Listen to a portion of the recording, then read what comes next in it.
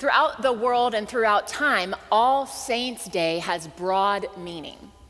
You might not know, but in the country of Spain, November 1st is a national holiday. Everybody gets the day off, and people are encouraged to go and visit the gravesides or the cemeteries of the places where their beloved ones lay, and to decorate them and adorn them with flowers.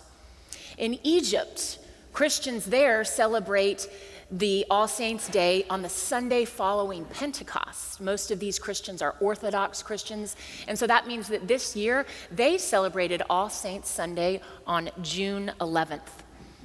And in Mexico, there is a 2-day celebration. The entire country dedicates to remembering those who have died. On the first morning, you remember the children that have died. The next, you remember the family, and then the last part of the celebration is Dia de los Muertos. And this was depicted in the Disney film Coco that came out in 2017, and you see Coco here with his grandmother before what is called an ofrenda.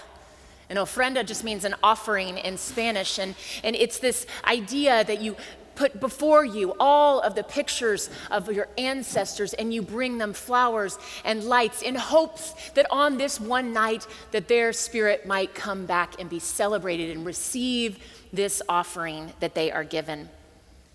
Have you ever noticed how the calaveras, or the skulls that many people in Mexico will paint on their faces, that they always have a smile?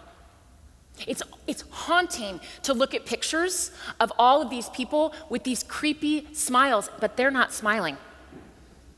And they do that for a purpose, because they are saying to death, you did not win. So this past week, All Saints' Day was on Wednesday, and Charlie and I found ourselves at a funeral from one of our friends from Atlanta who died. He was 44 years old, and he had married a woman who Charlie and I had been youth leaders for all throughout high school. They have 3 young children, and he was the pastor at Highland Park Presbyterian Church. And in all honesty, we sat there, and it felt like death had won. Have you felt like that ever? And so if you came today needing something, hoping for answers or comfort, or maybe a grounding, know that you are not alone. And you are not alone throughout time. So in the early church, all of the people that came to believe in Jesus, they had heard Jesus say things like this: I go to prepare a place for you. And don't you know, I will come back and I will take you to be with me. So all of these early Christians, they really thought Jesus was coming back in their lifetime. They believed it. There was a sense of urgency. You can read this as you read Paul's letters. It's like, it's going to be here any second. Just wait, just hold on. And so then people were dying. In this particular church in Thessalonica, they were grieving. They didn't know how to grieve, because in the Greco-Roman world, the way that you approached grief was very varied. But the predominant way that everybody believed in the Greco-Roman world is that people just died and they went to the land of the dead. They went to Hades, and that wasn't a bad place. It wasn't like a place where there was an evil being, but you just died. And so they don't know what to do, and they're left with their grief. And so our text today is from that 4th chapter. Paul is speaking to this church in Thessalonica, and this is what he says. He says, but we do not want you to be uninformed, brothers and sisters, about those who have died, so that you may not grieve as others do who have no hope. For since we believe that Jesus died and rose again, even so through Jesus, God will bring with him those who have died. For this we declare to you by the word of the Lord, that we who are alive, who are left until the coming of the Lord, will by no means precede those who have died. For the Lord himself, with a cry of command, with the archangel's call, and with the sound of God's trumpet, will descend from heaven, and the dead in Christ will rise first. Then we who are alive, who are left, will be caught up in the clouds together with them to meet the Lord in the air, and so we will be with the Lord forever. Therefore, encourage one another with these words. This is the word of the Lord. Thanks be to God. Paul tells us to grieve with hope. Grieve with, and grieve with hope. Grief is so normal, and don't let anybody tell you it needs to look a certain way because it's messy. And for everybody, it is its own living being almost. C.S. Lewis, I don't know if you know this about him, but his wife, he married on her deathbed. And they actually were not in love. Joy was a friend of his who had moved over to England after her husband had divorced her to marry his cousin, leaving her with 2 young children. And so she sought refuge and moved from America over to England, and she became friends in the same group of friends as C.S. Lewis. And so at her bedside, she is dying of bone cancer. She receives word that she is not going to receive a renewal of her work visa. And so her options were to travel back to the States. And so out of the goodness of his heart, C.S. Lewis marries her and brings her home to die. But then miraculously, she lives 3 years. And so they fall in love. And he gets to have this marriage that he never expected. He was older than her. He gets to adopt these 2 sons. It ended up being beyond anything he could have asked or imagined. And then he had to live through the grief of really losing this woman that he loved. And he wrote this beautiful, tiny little book. I highly recommend it to any of you in the midst of your grief. And it's called A Grief Observed.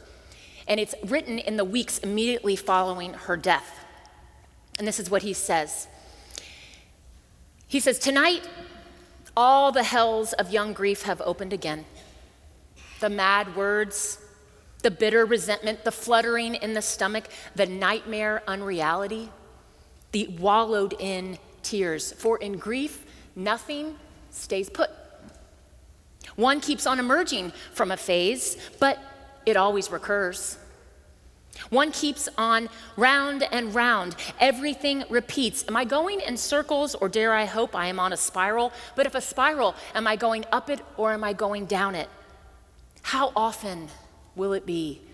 For always, how often will the vast emptiness astonish me, like a complete novelty, and make me say, I never realized my loss till this moment.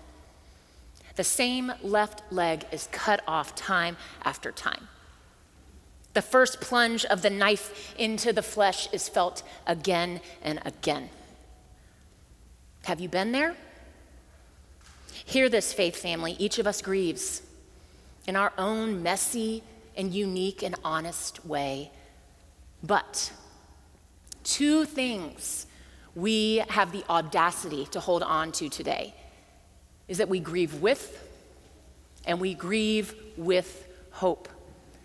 None of us grieve alone, especially if you are part and blessed to be part of a community of faith. You know you've got pastors, you've got staff, you've got deacons, you've got Stephen ministers, you've got friends, to community to grieve with you.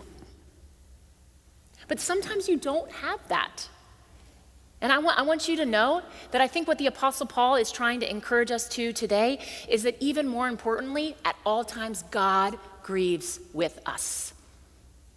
Even when you are alone. And you're laying your head on the pillow at night and you wish that something could come and take that away, God grieves with us. At Brian's memorial service this week, his wife spoke, and she actually played a clip of a sermon that he had preached 8 years ago about grief. And it was so provocative, I wanted to share what he said with you. He said, as we read through scriptures, God never seems to answer that question that everyone wants to ask, that I am so haunted by. Why? Why do good people suffer? Why is there evil, cancer, pain? We're never given a full answer to that question. And if that frustrates you, you are not alone. That's the mystery. That's the tension of our faith. But here's what we do get, and I believe it is a far better answer to the question why. We ask God why, and God says back to us the answer, giving us a new word, with. I am with you in this storm, in your pain. I will never leave you nor forsake you. And it turns out that this God in Jesus knows all about the storms. When God came to earth, he suffered on our behalf. He was beaten. He was tortured. He was mocked. And hanging on the cross, we hear him ask the question that so many of us have asked, why, God, have you forsaken me?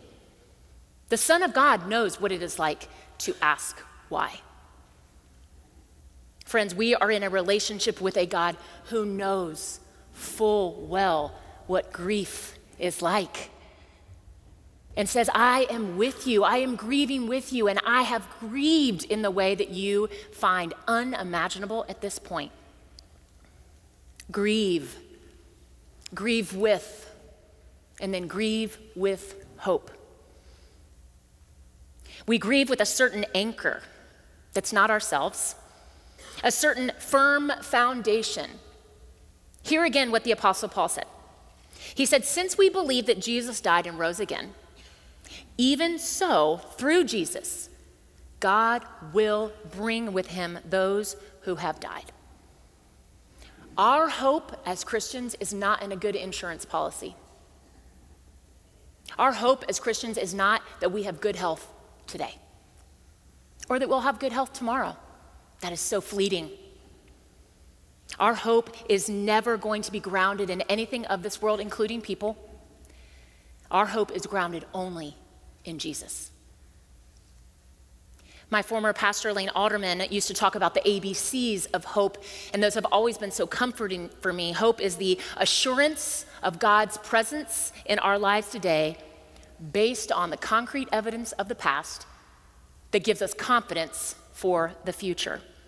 Hope comes from this assurance of God's presence in our lives. First of all, you have to look for it.